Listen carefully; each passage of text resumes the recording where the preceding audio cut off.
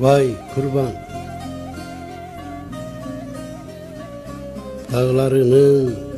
Dağlarının ardı nazlıdır.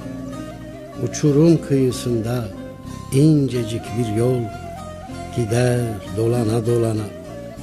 Bir hastan vardır umutsuz, belki Ayşe, belki Elif. Endamı kuytuda başak, memesinin altında bir sancı, bir hain bıçak. Ölüm bu, fukara ölümü. Geldim, geliyorum demez. Ya bir kuşluk vakti, ya akşamüstü, ya da seher mahmurlukta bakarsın olmuş olacak. Bir hastan vardı umutsuz, hasreti uykularda, hasreti soğuk sularda. Gayrı iki korku çiçeğidir gözleri, iki mavi kocaman korku çiçeği açar derin kuyularda. Dağlarının ardı korkunçtur. Hiç akıl edip de düşünen var mı? Gün kimin hesabına tutar akşamı? Rahmetinden kim demlenir buludun? Hayırlı evlat makina nasıl canavar kesilir? Kurdun karıncanın rızkını veren toprak nasıl ayartılır? Yüz vermez topal öküze ve almaz koynuna kara sabanı.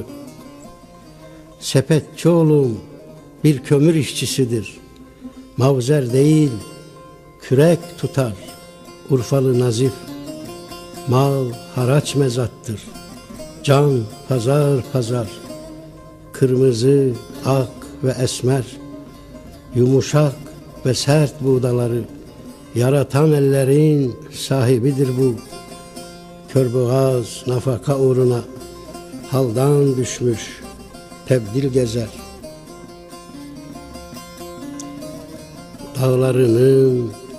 Dağlarının ardı nasıl anlatsam, ağaçsız, kuşsuz, gölgesiz, çırılçıplak, vay kurban.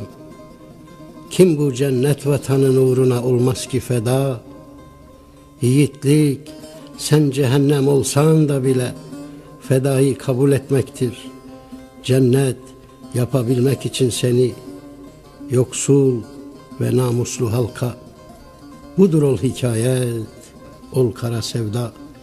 Seni sevmek felsefedir, kusursuz imandır, korkunç sabırlı. İpin, kurşunun rağmına yürür pervasız ve güzel. Sıra dağları devirir, akan suları çevirir. Alır yetimin hakkını, buyurur kitabınca.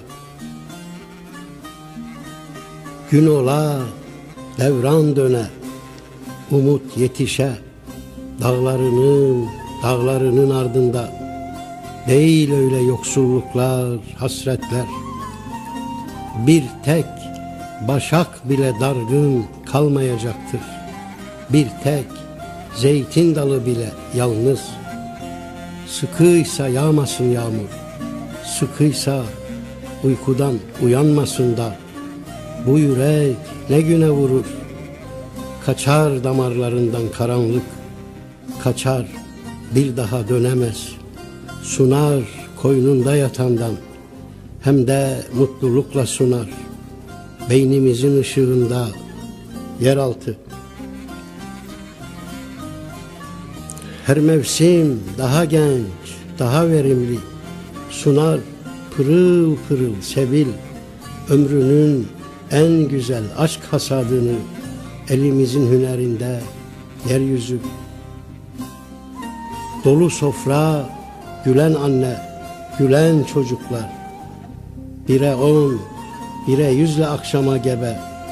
Şafakla doğan iş gücü. Yalanım yok, sözüm erkek sözüdür. Ol kitapta böylece yazılıdır. Ol sevda böyledir çünkü.